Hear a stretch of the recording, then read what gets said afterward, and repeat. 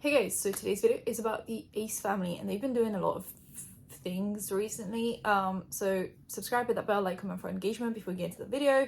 And I think that's it. So Ace family, obviously recently they've been in a lot of drama or scandals or just financial issues. I don't think financial issues are drama, but essentially how this all started is they had the boxing match, obviously with Austin McBroom and the rest of the guys. So it was a TikTok versus YouTube event, and most of the fighters didn't get paid by Austin. It was actually Austin's event secretly behind the scenes that we didn't really know about. So the company that was like the most in charge of paying on the event was actually owned by Austin McBroom behind the scenes, which I'm sure the fighters knew about, but we didn't really know about. It wasn't like made clear to us, but I don't know if the fighters knew either. Anyway, Austin and Bryce were supposed to get $5 million each for the fight, and then everyone else kind of down the lineup was going to get less and less, but everyone was supposed to get paid. Now, what ended up happening is the UK side of things got paid, so the UK YouTubers got paid beforehand, and then no one else got paid.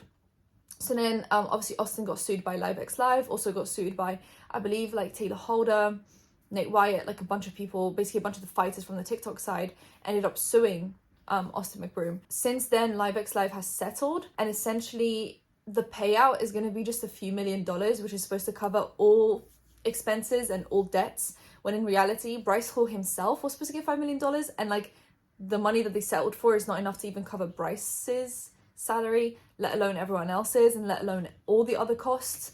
So I'm just assuming no one is going to get paid what they were offered originally, what they were like promised originally. So that was the first thing. They had a bunch of other lawsuits, like $600K for causing mayhem in the streets of Beverly Hills, so they got sued by Beverly Hills. Then we had obviously Catherine's few lawsuits. So she has her own skincare brand, 12 Gateway, and she got sued for not paying for supplies, not paying for ingredients, stealing ideas from people, then not paying them for said ideas. So she was getting sued for a few $100,000 as well, to a few million. There were a few lawsuits separately for that. So now we've got, this list, and I remember I think it was Sloan that created like this beautiful list of lawsuits, which was really fun. I just liked seeing them all kind of spread out, and I believe Emily D. Baker has covered a few of them. But we have the last one, which was the house foreclosure. So after all of these debts came out and after everything came out, we found out that the Ace family house is being foreclosed on.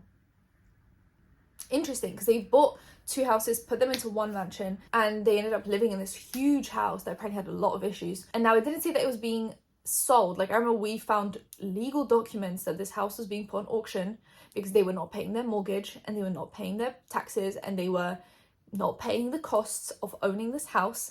So the house is now being taken over by the bank and put on auction to be sold, aka it was being foreclosed on. Like, that's what that means. There's no other way to nicely say that. So it's being shown on Zillow as like on auction, sold, etc. But Zillow can make mistakes. But we did find legal documents that said this house was being put on auction, and there was an auction in October, and then no one bought the house.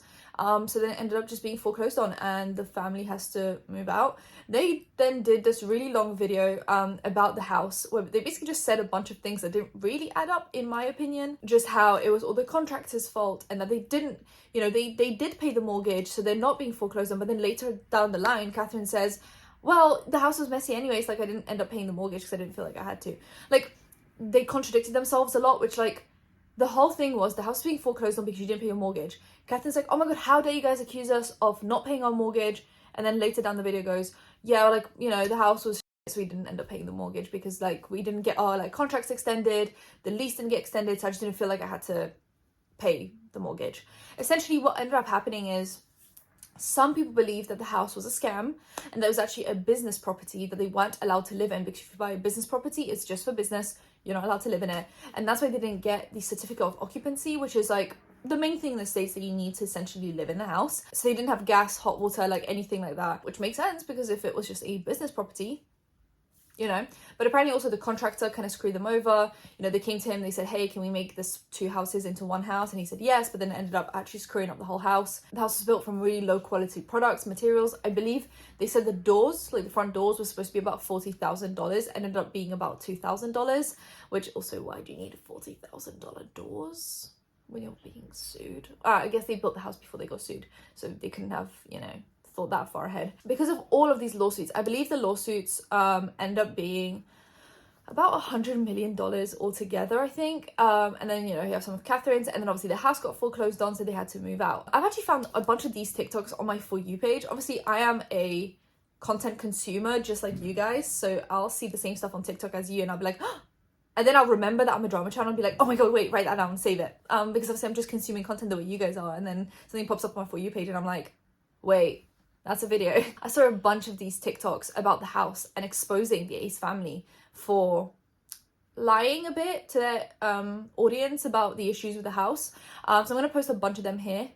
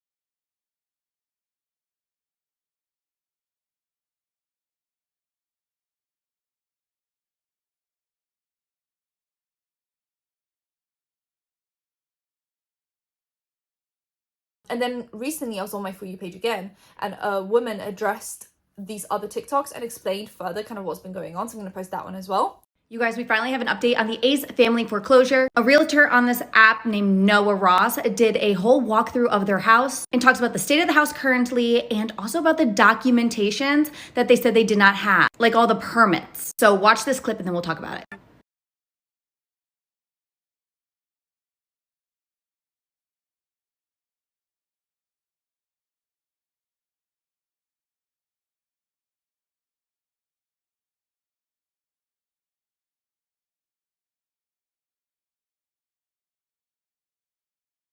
He also goes on to say that the floor plan makes no sense. As you guys can remember, it's two houses combined. And I did see another person's TikTok of a walkthrough of their house and there were cracks on the walls, which is a foundation issue, and that, like, I would blame the contractors. But I find it really weird that they put out all the appliances. If it was like a really cheap house, like, I know people can take things. Literally, my dad bought an office and the guy took the door handles.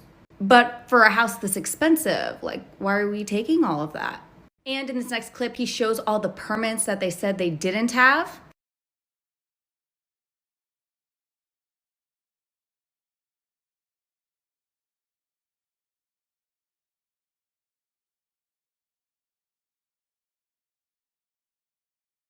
If you missed these on your For You page, I'm bringing them to you. I'm bringing them to you on this fine day. Where are we going with this? You might be wondering. If you're wondering, I'll tell you. Everyone thought that because of all of this, they had to work extra hard to make sure that all of their lawsuits get paid off so they can find a new house, right? But then recently, by recently I literally mean like 2 days ago, the Ace family posted this video telling us how they're quitting YouTube. Now, I watched the video, so you guys don't have to.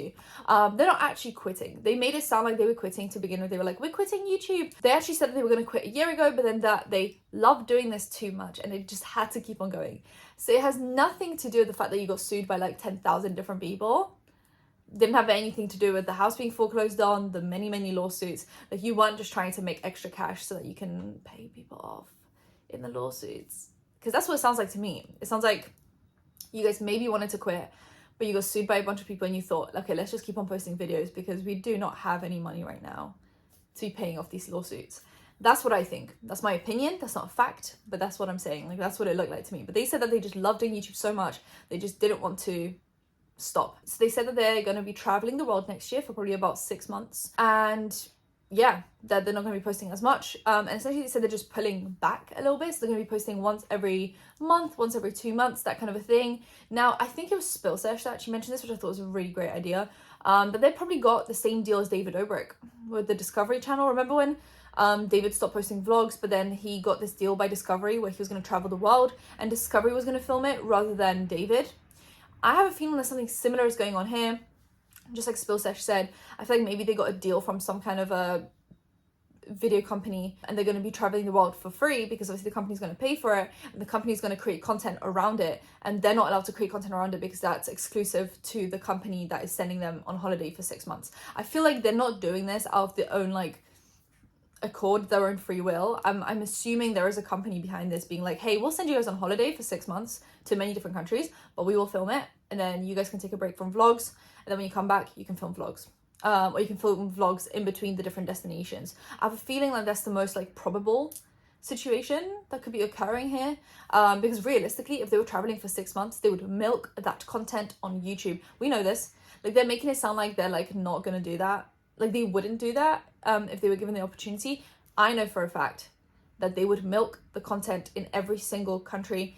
Their kids doing swimming and their kids doing this, and they would just, I just know for a fact, my opinion, that they would film it if they could. So I'm assuming there is a company added extra bonus in there that is not allowing them to film it. Another thing though, in that same video they announce Ace Fest, which is like a festival thing that they're putting on, which a lot of people are now branding a scam by the likes of like Philip DeFranco and Spillsesh and T-Spill. We're all talking about it and we're all like, that's interesting. That is very interesting. So if you go on the website, let's reel back a little bit. In the video, Austin McBroom keeps on going, sign up your phone number on the website, like on the website, sign up your phone number. Now, we know this. We know what this means. Whenever a YouTuber is like, oh my God, sign up your phone number, we know that they just want to collect your data so they can then send you promotional stuff in the future for merch, for videos, for anything like that. Do you remember the craze with the phone numbers back in the day? So they did that. So when you go on the website, it makes you sign in your phone number and then you can go on the different tickets. So the way that advertising Ace Fest is a blend of Disneyland and Coachella. Now, Disneyland for kids, Coachella for influencers getting drunk and listening to me. Like, I just don't see the correlation between the two. It's supposed to be a festival with rides, animals, like live animals, living creatures, music, food, etc. Now you think, oh, okay, that sounds quite nice. You go on the website and you try and find tickets, which are not on sale yet. And actually, they're not even telling us the location of the festival. They're just like, you'll find out the location when the tickets go on sale. So like, you can't even prepare for this. You can't even be like, okay, well, if it's over there, I'll save X amount of money and then I'll buy my plane tickets, yada, yada, yada. They're just like, when the tickets go live, you will know the destination. Right now, you don't know because we're not telling you. Anyway, you go on the website and there are 2 tiers of tickets. And what's very interesting is you can't buy a singular ticket. Like, you can't just buy a ticket for one person. You have to buy it either for 3 people or for 5 people. The ticket prices are around $300 and $500. Yes. You get to take pictures with the Ace family, which like they're already dragging the kids into the mix. 2, for the second tier tickets, the more expensive ones, you get a chance to be put into the raffle to take part in their wedding. Now, I'm pretty sure I've heard somewhere before that they secretly got married a few months ago or like a year ago. So this is probably like a fake wedding that they're putting on so they can sell more tickets, when in reality they probably already had their wedding, just privately in the comfort of their own home. Anyway, what was also being said by, for example, Catherine in the video was that they're not breaking up, and that she knows that she doesn't address it. The rumors will be that they're breaking up. Now, that would be a pretty interesting conspiracy theory, other than like, if it does come out that they're not actually getting some kind of a discovery show, that could be quite interesting, like them just going on a bit of a break, not being as like, not being forced to behave the way a family does, all things considered, or the allegations against Austin cheating. Maybe they just need a break from each other to not have to like publicly pretend to be a couple. Maybe that's why they want to film once every 2 months, once every month, so they can like meet up, film, and then go their separate ways. And then meet up a month later, film, go separate ways, like still pretend that they're a family, but in reality live 2 separate lives. I don't know, that's also quite an interesting conspiracy theory that actually Catherine brought to my mind. So if she hadn't mentioned it, I probably wouldn't have thought about it, but because she has, I'm like, are they trying to take a break from the relationship? Is that what's going on? Anyway, so that's everything on the Ace family. Let me know what you guys think. Do you think it's a scam? Do you think it's, let me know anything in the comment section down below. Subscribe to that bell and I'll see you in my next one. Bye guys.